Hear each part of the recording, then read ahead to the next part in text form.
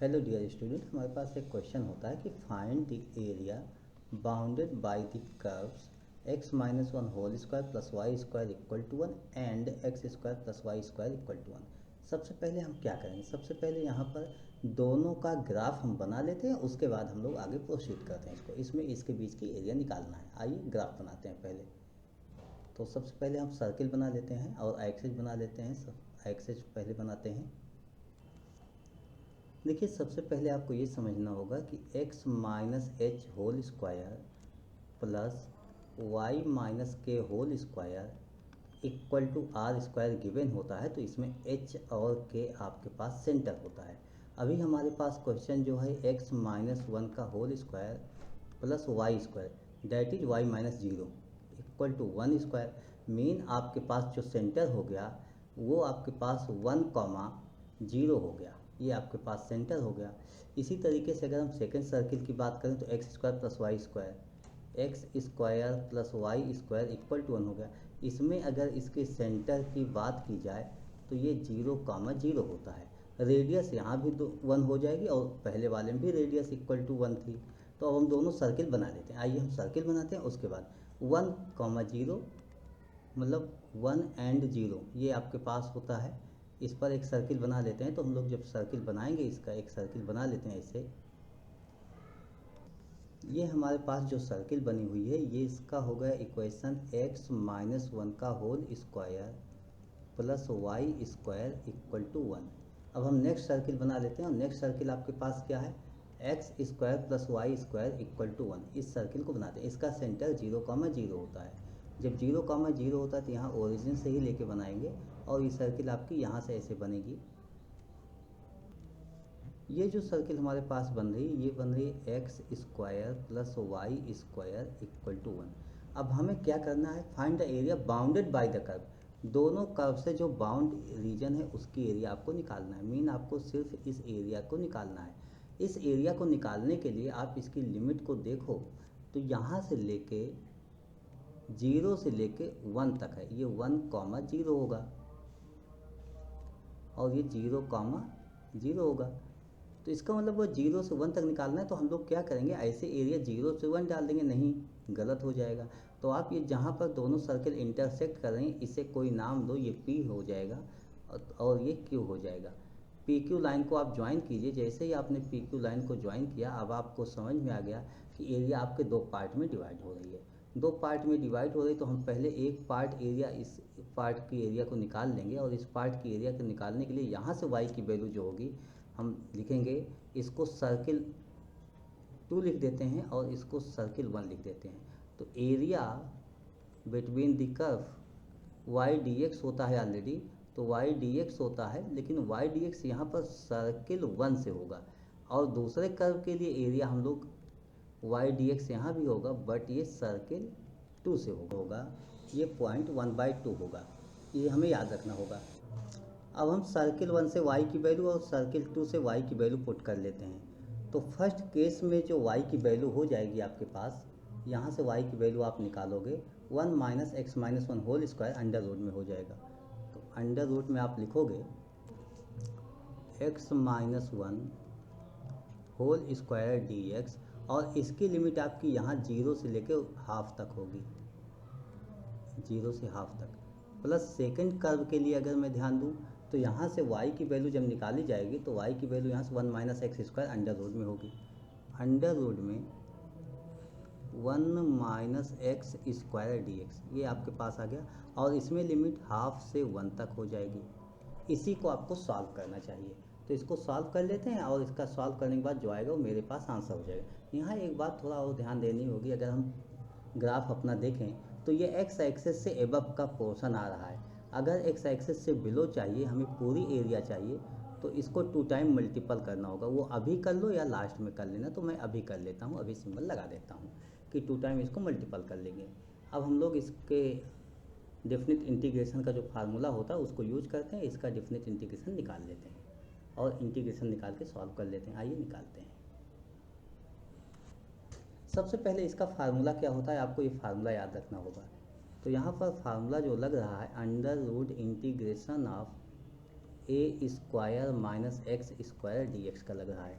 इसका इंटीग्रेशन होता है x upon two under root a square minus x square plus a square by two sine inverse x by a. ये आपका formula हो जाता है। तो इसी फार्मूले को हम यूज कर लेते हैं। यहाँ हो जाएगा टू टाइम, अच्छा ये ब्रैकेट पूरे का यूज कर लेते हैं। फर्स्ट का इंटीग्रेशन, तो ये x अपान टू एक्स आपका क्या है, यहाँ पर x के प्लेस पे x माइनस वन होता चलेगा।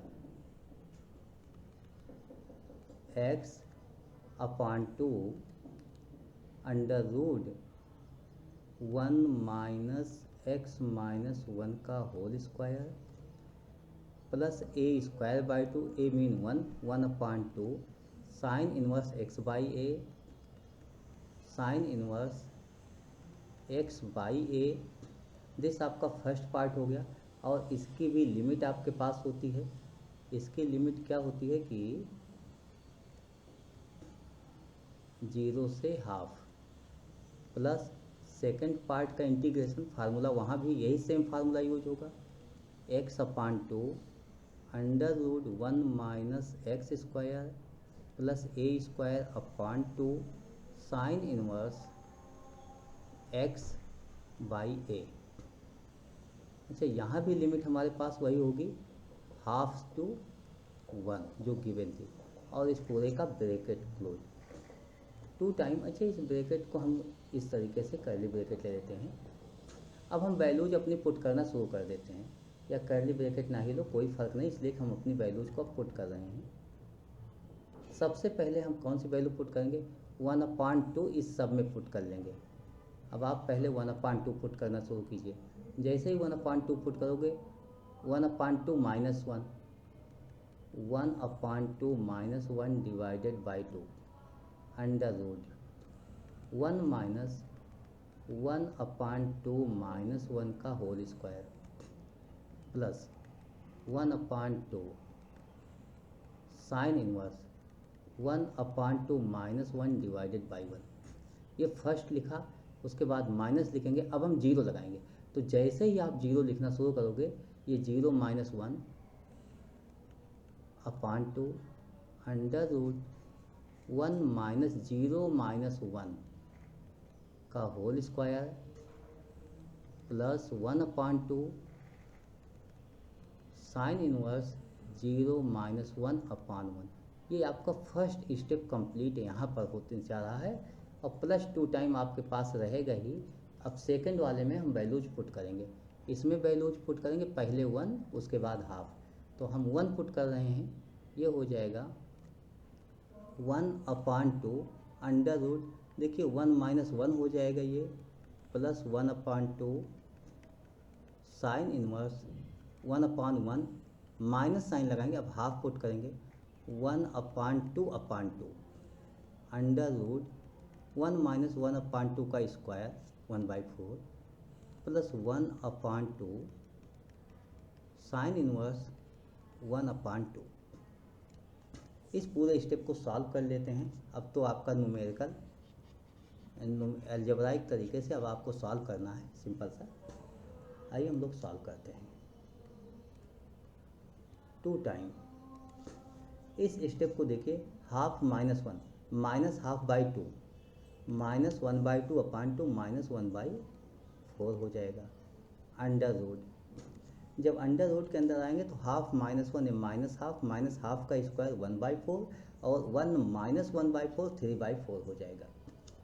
अंडर रूट के अंदर ये थ्री बाई फोर हो जाएगा plus one by two, this आपके पास sine inverse one by two minus one minus half हो जाएगा। तो ये लिखेंगे minus half, minus zero minus one by two, तो माइनस वन बाई टू, ये प्लस वन बाई टू होगा, अंडर रूट हो जाएगा। अगर अंडर रूट के अंदर की कंडीशन आप देखिए तो one square one, one minus one, ये पूरा जीरो हो जाएगा। तो यहाँ पर हम जीरो लिख सकते हैं, यानी ये पूरा स्टेप ना भी लिखे होते तो भी सॉल्व हो जाता। उसके बाद माइनस, अच्छा ये स्टेप हमें थोड़ा ध्यान देना चाहिए, ये प्लस नहीं माइनस होगा, इसके पहले माइनस लगा हुआ था तो ये माइनस होगा, माइनस हाफ होगा, ठीक है। माइनस हाफ साइन इन्वर्स ये -1 हो जाएगा, साइन इन्वर्स -1 होगा, ये bracket close plus 2 times, next देखते हैं तो ये 1 - 1 0 हो जाएगा, इसलिए मैं इस पूरे स्टेप को नहीं लिखता हूँ। हाफ साइन इन्वर्स 1 है तो 1/2, साइन इन्वर्स 1 π/2 हो जाता है, माइनस नेक्स्ट स्टेप अगर देखा जाए तो 1/2/2 1/4 होगा, और √1/1 - 1/4 ये 3/4 होता है, प्लस 1/2 साइन इन्वर्स 1/2 ये π/6 होता है। बट यहाँ भी माइनस साइन अगर देखूँ तो गलतियाँ हो गई हैं, क्योंकि इसके पहले भी माइनस साइन हमें लगाना चाहिए था। देखिए ये जब लिमिट पुट करते हैं, हाफ पुट करेंगे तो सबके पहले माइनस होगा, तो यहाँ तो माइनस यूज किया गया लेकिन इसमें माइनस मिस कर गया, तो ये माइनस सही कर लेते हैं। तो ये माइनस साइन के साथ होगा, और यहाँ पर माइनस होगा तो यहाँ पर भी माइनस ही होगा, इसको सही कर देते हैं। इसीलिए आप लोग ब्रैकेट लगा के अलग अलग सॉल्व कीजिएगा, एक साथ ना सॉल्व कीजिएगा, कैलकुलेशन मिस्टेक हो भी सकती है, किसी से हो सकती है। अब आप इसको आगे कंटिन्यू कीजिए। देखिए 2 से मल्टीपल करोगे तो ये होगा 2/4 यानी -1 -½ साइन इन्वर्स -1 - π/2 होता है। दिस नोट कर लिया, bracket close plus 2 time bracket start, और इस स्टेप को देखा जाए तो π/4 हो जाएगा, माइनस इस स्टेप को देखा जाए तो 4 का स्क्वायर √2, 2 4 जा 8 हो जाएगा, √3/8 हो जाएगा, √3/8 होगा, एंड माइनस π/6 2 जा 12 हो जाएगा। जब इसको मैं 2 से मल्टीपल करूं तो ये हो जाएगा minus √3/4 minus π/6 and minus plus हो जाएगा, तो ये प्लस हो गया, π/2 आपको लिखना चाहिए। अच्छा ये हाफ, ये 2 से ये 2 कैंसिल हो गया इसलिए नहीं लिख रहा हूँ, प्लस। अब अगले टर्म में आ जाता हूँ यहाँ पर, तो यहाँ भी 2 से मल्टीपल करते हुए ही मुझे लिखना है π/2 माइनस √3/4 एंड माइनस π/6 हो जाएगा। इस तरीके से मैंने टोटल स्टेप को नोट कर लिया। अब इसमें देखते हैं और सबको सॉल्व कर लेते हैं, ऐड कर लेते हैं सिंपल सा। सबसे पहला स्टेप क्या होता है, -√3/4 माइनस रूट, ये 2 टाइम हो गया, तो 2 टाइम हो गया, डैट इज आप लिखोगे -√3/2। अगला स्टेप आपके पास हो गया π/2 π/2, 2 π/2 मीन पाई हो गया आपके पास। नेक्स्ट स्टेप आपके पास होता है -π/6 -2 टाइम π/6, -2 π/6 मीन π/3 हो गया। इस स्टेप को भी सॉल्व कर लेते हैं, -√3/2, पाई से π/3 माइनस करो, 2 π/3 होता है आपके पास। यही स्टेप जो आपके पास आ रहा है, यही स्टेप आपका आंसर हो जाएगा। अब इसके अलावा इसको हम और आगे सॉल्व नहीं करेंगे, तो यही आपका आंसर हो जाएगा। इसको हम ऐसे लिखेंगे 2 π/3 माइनस √3/2, दिस आपका आंसर हो गया। I hope you understood explanation of this question. Okay, thank you, bye.